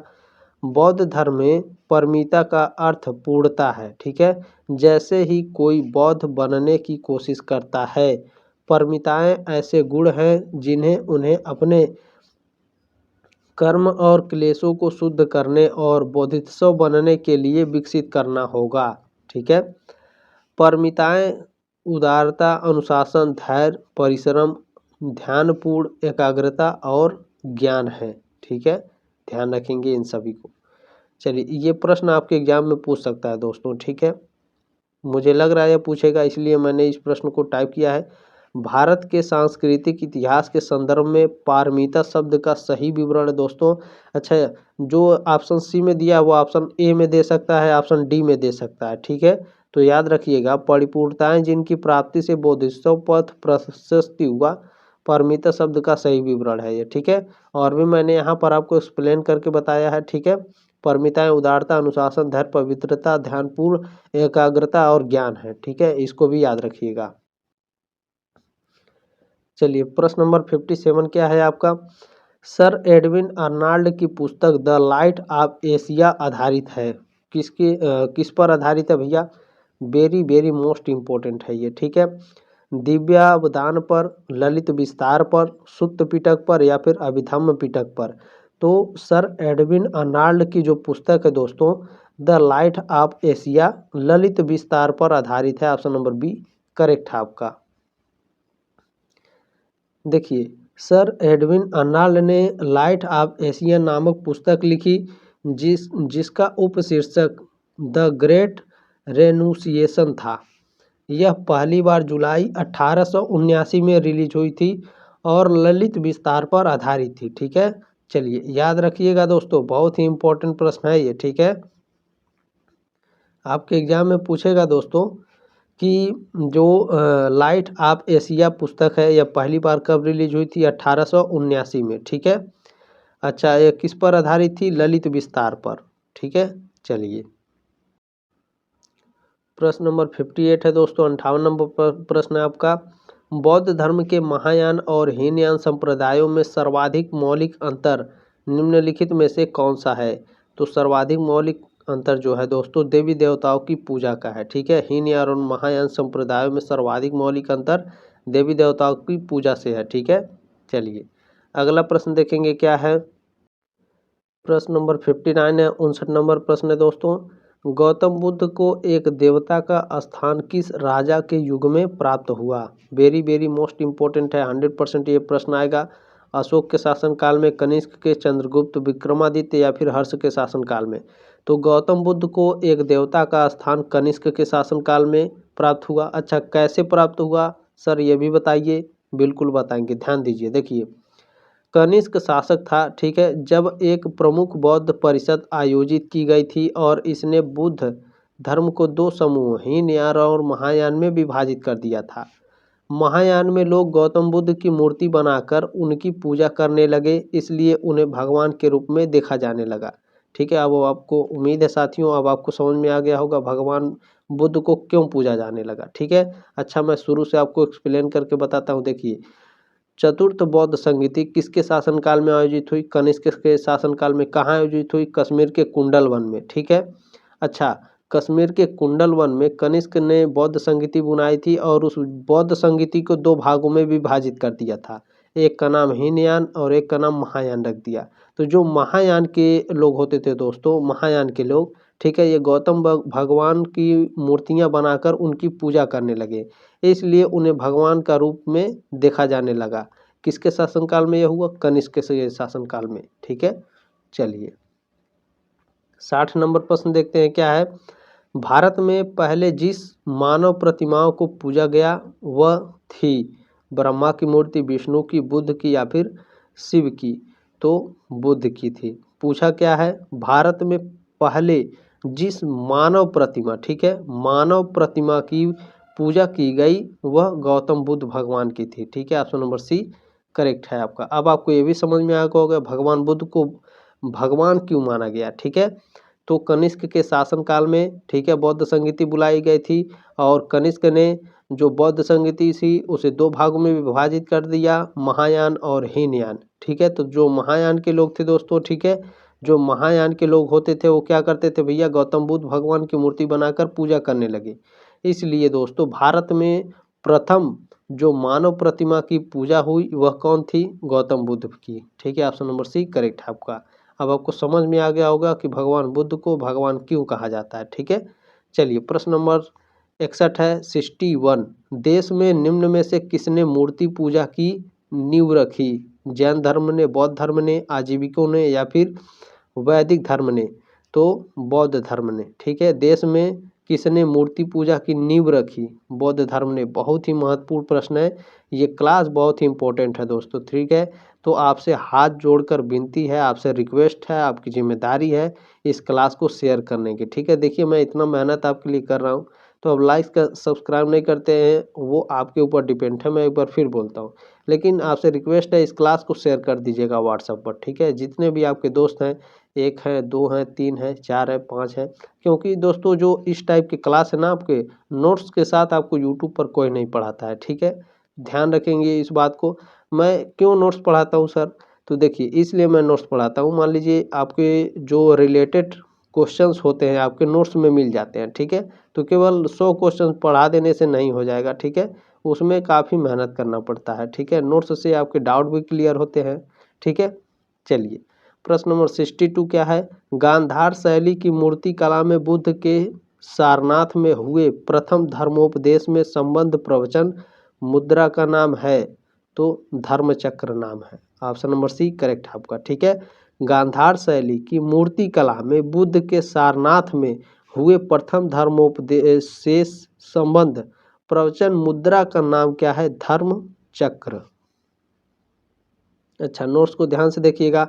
गांधार बुद्ध की मूर्ति ग्रीक, फारसी, सीथियन और पार्थियन डिजाइनों में आयोजन का उपयोग करके बनाई गई थी। ठीक है, इसमें विभिन्न मुद्राओं में बुद्ध की छवियां हैं, जैसे कि धर्मचक्र, ध्यान, अभय और वरद। सभी बुद्ध के जीवन के विभिन्न चरणों को दर्शाते हैं। अच्छा सर, मुद्रा क्या है? देखिए, मुद्राएं दो प्रकार की होती हैं, एक पैसा होता है और एक होता है आसन। ठीक है, आसन जिसे बोलते हैं। कौन से आसन में है?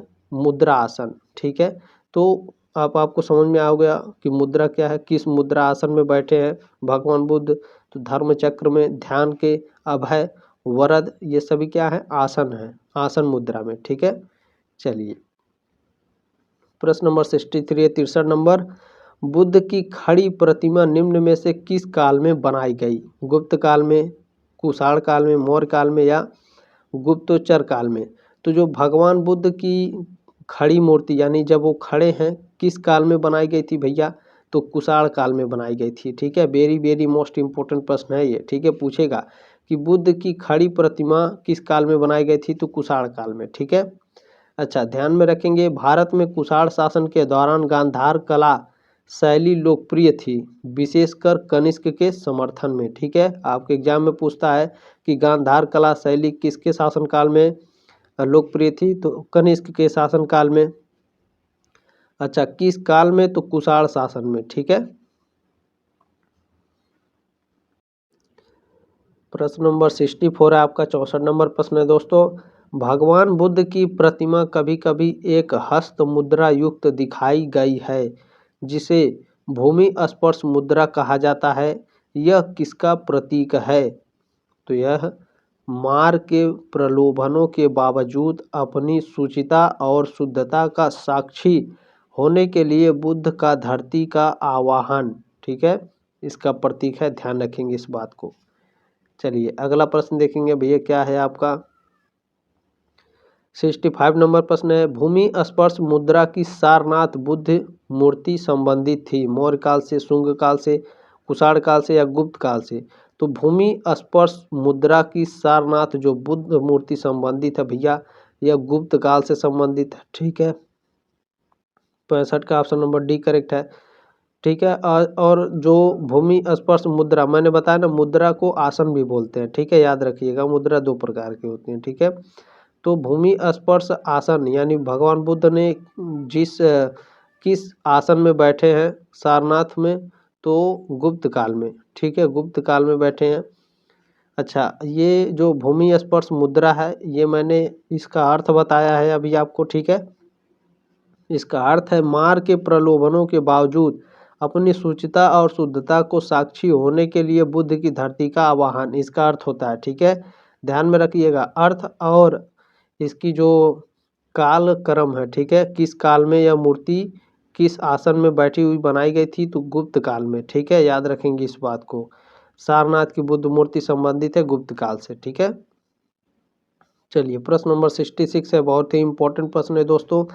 यह क्या है? देखिए, प्रश्न पूछा है, भारत के सांस्कृतिक इतिहास के संदर्भ में निम्नलिखित युग्मों पर विचार कीजिए। ठीक है, ये आपके युग्म दिए हैं और इस पर विचार करना है, क्या सही है क्या गलत है। ठीक है, तो यहाँ पर दिया है परिव्राजक का अर्थ होता है परित्याग व भ्रमणकारी। क्या यह सही है? बिल्कुल करेक्ट है आपका। ठीक है, दूसरा दिया भैया आपका श्रमक। श्रमक मतलब आपका यहाँ पर दिया है अर्थ उच्च पद प्राप्त पुजारी, यह गलत है। ठीक है, तीसरा क्या भैया आपका उपासक यानी बौद्ध धर्म का साधारण अनुगामी, तो यह बिल्कुल करेक्ट है आपका। ठीक है, तो 1 और 3 हमारा करेक्ट है आपका। देखेंगे कौन सा सही है हमारा। चलिए भैया ऑप्शन में देखते हैं कौन सा सही है। 1 और 3 हमारा ऑप्शन नंबर बी करेक्ट है। ठीक है, चलिए अच्छा, इसमें मैं एक्सप्लेन करके मैं बता देता हूँ ये क्या है। परिवाजक, श्रमक और उपासक, ये क्या है मैं आपको एक्सप्लेन करके बता रहा हूँ, ध्यान देंगे। ठीक है, देखिए उपासक वे लोग हैं जो बौद्ध धर्म का पालन करते हैं लेकिन भिक्षुओं की तरह नहीं रहते हैं। ठीक है, अच्छा परिवाजक क्या होता है? उन पुरुष भिक्षुओं का नाम है परिवाजक जो घूमते रहते हैं और एक स्थान पर नहीं रहते हैं।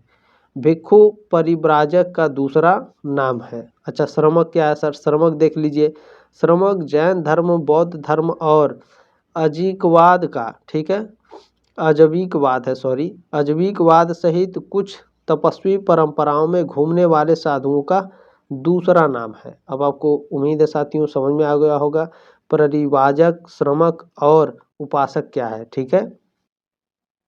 चलिए, प्रश्न नंबर 67 है, 67 नंबर प्रश्न है, निम्नलिखित में से कौन से शासक ने बौद्ध मत के विस्तार में योगदान नहीं दिया? हर्षवर्धन, अशोक, कनिष्क या पुष्यमित्र शुंग? तो आप सभी लोग जानते हैं कनिष्क पहले से ही है, अशोक भी है आपका और पुष्यमित्र शुंग भी है, यानी हर्षवर्धन आपका इसमें योगदान नहीं दिए थे, ठीक है। ऑप्शन नंबर 1 करेक्ट है आपका, ठीक है। बौद्ध मत के विस्तार में किसने योगदान नहीं दिया है? हर्षवर्धन ने योगदान नहीं दिया है, अशोक, कनिष्क और पुष्यमित्र शुंग ने दिया है। नोट्स देखेंगे क्यों नहीं है। पुष्यमित्र शुंग भारत में शुंग साम्राज्य का निर्माता था, वह मौर्य साम्राज्य के एक सैन्य कमांडर हुआ करते थे पुष्यमित्र शुंग, ठीक है। 185 ईसा पूर्व में उसने अंतिम मौर्य सम्राट बृहद्रथ की हत्या कर दी और शासक बन गया था, ठीक है। इन सभी पॉइंट को याद रखेंगे। प्रश्न नंबर 68 है दोस्तों, 68 नंबर प्रश्न क्या है आपका? निम्नलिखित वक्तव्यों पर विचार करें और नीचे दिए गए कूट सही उत्तर चुनें। तो दोस्तों सही उत्तर चुनना है हमें, यहाँ कथन दिया है और कारण दिया है, ठीक है। तो कथन क्या है आपका? कुशीनगर मल्ल गणराज्य की राजधानी थी, बिल्कुल सही है। कारण है आपका महात्मा बुद्ध का महापरिनिर्वाण कुशीनगर में हुआ था, तो महापरिनिर्वाण तो कुशीनगर में हुआ था, ये भी सही है। लेकिन जो कथन है, ठीक है, ये कारण की व्याख्या नहीं करता है, या फिर जो ये आपका कारण है ये आपके कथन की व्याख्या बिल्कुल नहीं करता है, ठीक है। ये हालांकि दोनों सही है, कथन ए और आर दोनों सही है, ठीक है। लेकिन जो आर है कारण आपका कथन ए का व्याख्या बिल्कुल नहीं करता है, ठीक है। तो हमारा कौन सा सही होगा देख लेंगे। ऑप्शन नंबर बी हमारा करेक्ट है, दोनों ए और आर सही है, परंतु जो आर है, ठीक है, वो ए की व्याख्या नहीं है, ठीक है, याद रखेंगे। अच्छा क्यों नहीं है सर, ये भी बता दीजिए। बिल्कुल बताएंगे। देखिए 6ठी शताब्दी ईसा पूर्व में कुशीनगर मल्ल साम्राज्य का घर या घर था, ठीक है। 16 बड़े राज्यों में से एक था, ठीक है, अभी याद रखेंगे। यह वह स्थान भी है जहां भगवान बुद्ध का निधन हुआ था, ठीक है। चलिए, ये दोनों कथन सत्य हैं, लेकिन दिया गया कारण पहले वाले का सही स्पष्टीकरण नहीं है। चलिए, प्रश्न नंबर 69 देखेंगे, वेरी वेरी मोस्ट इंपॉर्टेंट प्रश्न है साथियों। निम्नलिखित युग्मों में से कौन से सही सुमेलित हैं, बताइए। लोथल क्या प्राचीन गोदी क्षेत्र से संबंधित है? बताइए, क्या गोदी क्षेत्र से संबंधित है भैया? बिल्कुल करेक्ट है आपका, ठीक है। क्या सारनाथ बुद्ध का प्रथम धर्मोपदेश है? क्या ऐसा नहीं है? बिल्कुल सही है दोस्तों, ठीक है, बिल्कुल करेक्ट है आपका। राजगीर क्या है? बिल्कुल करेक्ट है, ठीक है। राजगीर अशोक का सिंह स्तंभ शीर्ष है, क्या यह करेक्ट है? बिल्कुल करेक्ट नहीं है, गलत है आपका, ठीक है। नालंदा क्या है? बौद्ध अधिगम का महान पीठ है, बिल्कुल करेक्ट है आपका। यानी दोस्तों 1, 2 और 4 आपका सही है, 3 वाला गलत है। ऑप्शन में देख लेंगे हमारा 1, 2 और 4 कहाँ पर है भैया। नीचे दिए गए कूट का प्रयोग करके सही उत्तर चुनिए, तो सही उत्तर हम पहले ही चुन लिए हैं भैया, सी वाला हमारा करेक्ट है, ठीक है। 1, 2 और 4 हमारा सही है। अच्छा क्यों सही है ये भी बता दे रहे हैं। देखिए राजगीर जो है, राजगीर वाला जो हमारा ऑप्शन गलत था, उसके बारे में मैं यहाँ एक्सप्लेन करके बता रहा हूँ, ध्यान दीजिए। देखिए राजगीर बौद्धों, हिंदुओं और जैनियों के लिए एक पवित्र स्थान है और अपने गर्म झरनों के लिए यह जाना जाता है। अशोक सिंह राजधानी राजगीर में नहीं बल्कि सारनाथ में स्थित है। अब आपको समझ में आ गया होगा भैया कि यह क्यों हमारा गलत हो गया था, ठीक है। राजगीर अशोक सिंह का स्तंभ शीर्ष से क्यों गलत हुआ था? क्योंकि जो अशोक सिंह का स्तंभ है भैया, ठीक है, अशोक सिंह का स्तंभ राजगीर में नहीं है, कहाँ है? सारनाथ में है, ठीक है। चलिए, प्रश्न नंबर 70 है दोस्तों, 70 नंबर प्रश्न है आपका। महायान बौद्ध धर्म में बोधिसत्व अवलोकितेश्वर को और किस नाम से जाना जाता है? तो पद्मपाड़ी के नाम से जाना जाता है। ऑप्शन नंबर सी करेक्ट है आपका। अच्छा, क्यों है भैया? तो पद्मपाड़ी जिसे लोटस बियरर के नाम से भी जाना जाता है, अवलोकितेश्वर का एक नाम है जो महान करुणा के बुद्ध व्यक्ति थे। ठीक है, बौद्ध व्यक्ति थे, ध्यान रखेंगे। चलिए अगला प्रश्न क्या है भैया आपका? प्रश्न नंबर 71 है दोस्तों। 71 नंबर प्रश्न क्या है? देखिए, जो इस तरह के प्रश्नों को स्किप कर रहा है, ठीक है, कथन और कारण वालों को, बहुत बड़ी गलती कर रहा है। ठीक है, क्योंकि कथन और कारण वाले प्रश्न आपके एग्जाम में आएंगे। ठीक है, ध्यान रखेंगे। तो भारत के धार्मिक इतिहास के संदर्भ में निम्नलिखित कथनों पर विचार कीजिए। आपके 3 कथन दिया है, उस पर विचार करना है और उपर्युक्त कथनों में से कौन सा सही है, आपको सही उत्तर का चयन करना है। ठीक है, कौन कौन से सही है भैया? तो स्थिरवादी महायान बौद्ध धर्म से संबंधित है। क्या सही है? गलत है भैया। ठीक है, महायान से संबंधित नहीं है। ठीक है, बौद्ध धर्म जो स्थिरवादी है, महायान बौद्ध धर्म से संबंधित है, यह गलत है। ठीक है, आगे मैं एक्सप्लेन करके बताऊंगा। पहला आपका गलत हो गया। लोकतंत्रवादी संप्रदाय बौद्ध धर्म के महासंदिग्ध संप्रदाय की एक शाखा थी। बिल्कुल करेक्ट है आपका। ठीक है, तीसरा है आपका महासंधिकों द्वारा बौद्धों के देवत्वारोपण ने महायान बौद्ध धर्म को प्रोत्साहित किया था। बिल्कुल करेक्ट है आपका। तो हमारा 2 और 3 करेक्ट है, पहला वाला गलत है। ठीक है, तो ऑप्शन में देख लेंगे हमारा कौन सा सही है भैया। ऑप्शन नंबर बी करेक्ट है आपका। 2 और 3 सही है, पहला वाला गलत है। ठीक है, चलिए प्रश्न नंबर 72 है आपका। 72 नंबर, भारतीय इतिहास के संदर्भ में निम्नलिखित में से कौन भावी बुद्ध है जो संसार की रक्षा हेतु अवतरित होंगे? तो यह भैया आपके मैत्रेय हैं। ऑप्शन नंबर सी करेक्ट है आपका। वेरी वेरी मोस्ट इंपॉर्टेंट प्रश्न है, यह आएगा 100% याद रखेंगे। ठीक है, भारतीय इतिहास के संदर्भ में निम्नलिखित में से कौन भावी बुद्ध है जो संसार की रक्षा हेतु फिर से जन्म लेंगे भैया? तो मैत्रेय हैं। ऑप्शन नंबर सी करेक्ट है आपका। ध्यान रखेंगे, मैत्रेय का वर्णन लक्कवती सूक्त में किया गया है। ठीक है, आपके एग्जाम में पूछता है कि मैत्रेय का वर्णन किस में किया गया है? लक्कवती सूक्त में किया गया है। बुद्ध ने कहा कि ऐसे समय में जब बौद्ध धर्म की शिक्षाओं को भुला दिया गया है, मैत्रेय हजारों गणित के साथ बुद्ध बन जाएंगे। ठीक है, चलिए प्रश्न नंबर 73 है। बहुत ही मस्त प्रश्न है, बहुत ही इंपॉर्टेंट प्रश्न है। भारत के धार्मिक इतिहास के संदर्भ में निम्नलिखित कथनों पर विचार कीजिए। आपके कथन दिया है और सही उत्तर का चयन करना है। ठीक है, तो बताइए भैया, बोधिसत्व बौद्ध मत के हीनयान और संप्रदाय की केंद्रीय संकल्पना है। क्या यह सही है? गलत है आपका, सही नहीं है। ठीक है, बोधिसत्व अपने प्रबोध के मार्ग पर बढ़ता हुआ करुणामय है। बिल्कुल सही है आपका। ठीक है, क्या भैया? सही है आपका। बोधिसत्व समस्त सचेतन प्राणियों को उनके प्रबोधन के मार्ग पर चलने में सहायता करने के लिए स्वयं की निर्वाण प्राप्ति विलंबित करता है। बिल्कुल करेक्ट है आपका। 2 और 3 हमारा सही है भैया। 2 और 3 हमारा सही है 73 का। देख लेंगे हमारा कौन सा सही है। ऑप्शन नंबर बी में दिया है 2 और 3। ठीक है, चलिए आगे बढ़ते हैं भैया। क्या है आपका? प्रश्न नंबर 74 है।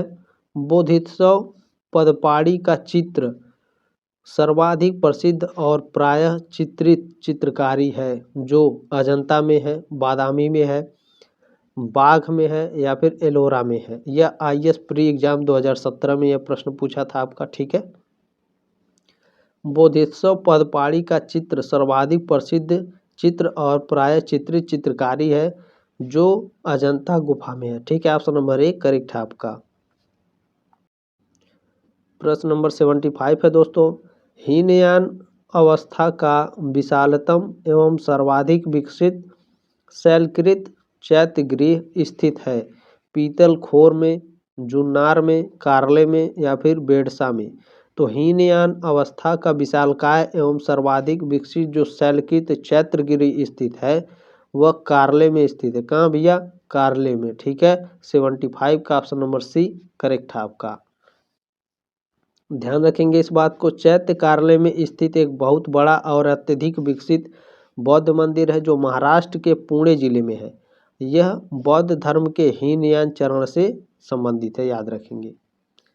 चलिए प्रश्न नंबर 76 है भैया आपका, निम्नलिखित में से किस शैलकृत गुफा में 11 सिरों के बोधिसत्व का अंकन मिलता है? यह कन्हेरी में मिलता है, ठीक है। शैलकृत गुफा में 11 सिरों के बोधिसत्व का अंकन कन्हेरी में मिलता है। ऑप्शन नंबर सी करेक्ट है आपका 73 का। चलिए अगला प्रश्न क्या है? अच्छा, इसमें मैं नोट्स बता रहा हूँ, ध्यान में रखिएगा, इससे प्रश्न पूछेगा आपके एग्जाम में। सलसेती द्वीप पर स्थित कन्हेरी गुफाएं महाराष्ट्र के मुंबई शहर में स्थित प्रमुख पर्यटन स्थल हैं। ये गुफाएं संजय गांधी राष्ट्रीय उद्यान परिसर में स्थित हैं, ठीक है। चलिए, प्राचीन अभिलेखों में कान्हा शैल, कृष्णगिरी, कान्हागिरी के नाम से उल्लिखित कन्हेरी बौद्धों का प्रमुख केंद्र था, ठीक है। चलिए प्रश्न नंबर 77 क्या है भैया? विशुद्धि मग्ग के रचयिता कौन है? ये देखिए छत्तीसगढ़ पीसीएस प्री एग्जाम 2021 में आपका प्रश्न पूछा था ये, ठीक है। विशुद्धि मग्ग के रचयिता कौन है? तो बुद्ध धोसा है, ठीक है। ऑप्शन नंबर डी करेक्ट है आपका। इनके बारे में चलिए मैं कुछ बता देता हूँ आपको। देखिए, विशुद्धि मग्ग का मतलब होता है शुद्धि का मार्ग, ठीक है। थेरवाद बौद्ध सिद्धांत पर रचित महान ग्रंथ है जिसके रचयिता बुद्ध धोसा है। प्रश्न नंबर 78 देखेंगे क्या भैया? प्रथम शताब्दी ईस्वी में किस भारतीय बौद्ध भिक्षु को चीन भेजा गया था? मैंने जब शुरू में पढ़ा रहा था मैं, तभी मैं आपको बताया था कि आगे मैं आपको बताऊंगा, ठीक है, कि भारत के बाहर प्रथम बौद्ध भिक्षु को, किस बौद्ध भिक्षु को भारत के बाहर बुद्ध धर्म का प्रचार करने के लिए भेजा गया था। सबसे पहला जो बौद्ध भिक्षु था कौन था भैया? असंग, अश्वघोष, वसुमित्र या फिर नागार्जुन। देखिए उत्तराखंड पीसीएस प्री एग्जाम 2005 में यह प्रश्न पूछा था, ठीक है। तो ऑप्शन नंबर डी करेक्ट है आपका, नागार्जुन को, ठीक है। नागार्जुन दोस्तों प्रथम बौद्ध भिक्षुक थे, ठीक है, जो भारत के बाहर बौद्ध धर्म का प्रचार करने के लिए गए थे प्रथम शताब्दी में, ठीक है। इस बात को याद रखेंगे, वेरी वेरी मोस्ट इंपॉर्टेंट है। मैंने शुरू में इसकी चर्चा की थी, ठीक है। 78 नंबर पर यह प्रश्न आया है, बहुत ही इंपॉर्टेंट है, ठीक है। चलिए, अच्छा, किसके शासनकाल में गए थे ये भी प्रश्न पूछेगा। कनिष्क के दरबार में नागार्जुन एक महत्वपूर्ण व्यक्ति थे, इस बात को भी याद रखेंगे, ठीक है। चलिए प्रश्न नंबर 79 है दोस्तों, 79 नंबर प्रश्न है, शून्यता के सिद्धांत का सर्वप्रथम प्रतिपादन करने वाले बौद्ध दार्शनिक का नाम है? तो नागार्जुन है भैया, ठीक है। ऑप्शन नंबर ए करेक्ट है आपका। देखिए यूपीपीएससी प्री एग्जाम 1998 में यह प्रश्न पूछा था, शून्यता के सिद्धांत का सर्वप्रथम प्रतिपादन करने वाले बौद्ध दार्शनिक का नाम नागार्जुन है, ठीक है। ऑप्शन नंबर ए करेक्ट है आपका। वेरी वेरी इंपॉर्टेंट प्रश्न है ये। अच्छा सर, ये एग्जाम में आएगा कि नहीं आएगा? बिल्कुल आएगा, ठीक है। देखिए यूपीपीएससी आईएएस में ये प्रश्न पूछा है, इसका मतलब नहीं है कि आपके एग्जाम में नहीं आएगा, बिल्कुल आएगा, ठीक है, याद रखेंगे। जो आईएएस पीसीएस की तैयारी होती है दोस्तों, वो ग्रेजुएशन के बेस पर ही जो आप तैयारी करते हैं, यही सारे सब्जेक्ट में रहते हैं, ठीक है। चलिए प्रश्न नंबर 80 क्या है? 80 नंबर प्रश्न है आपका, बौद्ध शिक्षा का केंद्र है। यह एमपीपीसीएस प्री एग्जाम 2004 में आपका प्रश्न पूछा था। बौद्ध शिक्षा का केंद्र है विक्रमशिला, वाराणसी, गिरनार या फिर उज्जैन? तो विक्रमशिला भैया आपका, ठीक है। ऑप्शन नंबर ए करेक्ट है आपका। अच्छा, विक्रमशिला क्यों है ये भी देख लीजिए आप। देखिए, नालंदा विश्वविद्यालय, विक्रमशिला विश्वविद्यालय और वल्लभी विश्वविद्यालय भारत में शिक्षा के बहुत बड़े महत्वपूर्ण केंद्र थे, ठीक है। इन स्कूलों में सीखने के लिए विभिन्न क्षेत्रों के साथ साथ भारत के बाहर जैसे चीन, जापान, तिब्बत और दक्षिण पूर्व एशिया से छात्र आए थे। आपके एग्जाम में पूछता है कि विक्रमशिला विश्वविद्यालय में किस देश के छात्र पढ़ने आते थे? चीन, जापान, तिब्बत और दक्षिण पूर्व एशिया से छात्र आते थे, इस बात को याद रखेंगे, ठीक है। चलिए प्रश्न नंबर 81 है, नालंदा विश्वविद्यालय के संस्थापक कौन थे? नालंदा विश्वविद्यालय के संस्थापक चंद्रगुप्त विक्रमादित्य थे। ऑप्शन नंबर ए करेक्ट है आपका, ठीक है। देखिए 56 टू 59 बीपीएससी प्री एग्जाम 2015 में यह प्रश्न पूछा था। किसमें? बीपीएससी प्री एग्जाम 2015 में प्रश्न पूछा था, नालंदा विश्वविद्यालय के संस्थापक कौन थे? तो चंद्रगुप्त विक्रमादित्य थे। देखिए अब यहाँ पर कथन और कारण दिया है, नीचे दो वक्तव्य दिए गए हैं जिनमें ए कथन है भैया, और दूसरा कारण आर है, ठीक है। दोनों को ध्यानपूर्वक पढ़ना है। कथन क्या कह रहा है भैया, 12वीं शताब्दी के अंत तक नालंदा महाविहार का पतन हो गया। क्या यह सही है भैया, बताइए क्या यह सही है? बिल्कुल सही है, ठीक है। कारण क्या है, महाविहार को राजकीय प्रश्रय मिलना बंद हो गया था। क्या यह सही है? बिल्कुल सही है, ठीक है। अच्छा, और जो इसमें से आर है, ठीक है, जो आपका कारण है वह कथन की बिल्कुल करेक्ट व्याख्या करता है, ठीक है। 12वीं शताब्दी के अंत तक नालंदा महाविहार का पतन हो गया, ठीक है। और महाविहार को राजकीय प्रश्रय मिलना बंद हो गया था, इस कारण, ठीक है, इसका पतन होना निश्चित था। तो ये इसकी व्याख्या करता है। हम देख लेंगे ऑप्शन नंबर कौन सा हमारा सही है। तो इसमें ऑप्शन नंबर जो ऑप्शन ए है बिल्कुल करेक्ट है आपका, ठीक है। दोनों जो कथन ए है और आर है दोनों सही है, और जो कथन जो आपका कारण है वो कथन की सही व्याख्या करता है, ठीक है। चलिए नोट्स को ध्यान से पढ़ लीजिए। देखिए, नालंदा विश्वविद्यालय प्राचीन भारत का एक प्रसिद्ध बौद्ध शिक्षण केंद्र था। यह दक्षिण बिहार में राजगीर में स्थित था। गुप्त काल के दौरान नालंदा का विकास हुआ, ठीक है। आपके एग्जाम में पूछता है किस काल के दौरान नालंदा विश्वविद्यालय का विकास हुआ, तो गुप्त काल के दौरान। प्रश्न नंबर 83 है साथियों, नव नालंदा महाविहार किसके लिए विख्यात है? वेरी वेरी मोस्ट इंपॉर्टेंट है, यह प्रश्न आएगा, 120% गारंटी है आपके एग्जाम में, ठीक है। तो पाली अनुसंधान संस्थान के लिए, ठीक है। नव नालंदा महाविहार किसके लिए विख्यात है भैया? पाली अनुसंधान के लिए, ठीक है। यह बीपीएससी प्री एग्जाम 2008 में आपका प्रश्न पूछा था। देखिए नोट्स को ध्यान से पढ़िएगा। 1951 में बिहार सरकार ने पुराने नालंदा के खंडहरों के पास नव नालंदा महाविहार नामक पाली और बौद्ध धर्म के लिए एक आधुनिक केंद्र बनाया। वेरी वेरी मोस्ट इम्पोर्टेंट है, मजा आ गया, ठीक है। देखिए 1951 में बिहार सरकार ने जो पुराना नालंदा था जिसको जला दिया गया था बख्तियार खिलजी के द्वारा, ठीक है, उसके खंडहर के पास नव नालंदा महाविहार नामक पाली बौद्ध धर्म के लिए आधुनिक केंद्र बनाया गया है, ठीक है, यानी नई बनाई गई है, ठीक है, याद रखेंगे। प्रश्न नंबर 84 है साथियों, निम्नलिखित में से कौन से बौद्ध धर्म और जैन धर्म दोनों में समान रूप से विद्यमान थे? ठीक है, आपके कथन दिए, सॉरी यहाँ पर आपके ऑप्शन दिए हैं, ठीक है, और आपसे पूछा है नीचे दिए हुए कूट का प्रयोग करके सही उत्तर का चयन करिए। आपको देखना है क्या सही है और क्या गलत है, ठीक है। तो बताइए क्या सही है और क्या गलत है। तप और भोग की अति परिहार थी, क्या ऐसा सही है बौद्ध और जैन धर्म में? नहीं सही है भैया, ठीक है, ये गलत है। वेद प्रमाण के प्रति अनास्था, बिल्कुल ये सही है, ठीक है, बौद्ध और जैन धर्म में समान रूप से विद्यमान थे। कर्मकांड की फलवत्ता का निषेध है, इसमें बिल्कुल है।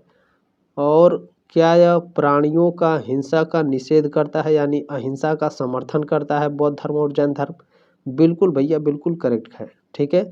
तो हमारा 2, 3 और 4 ये हमारा करेक्ट है। ऑप्शन हमारा ऑप्शन नंबर ए वाला है, जो तप और भोग विलास का जो इसमें अति परिहार है, क्या से ये गलत है भैया, ठीक है।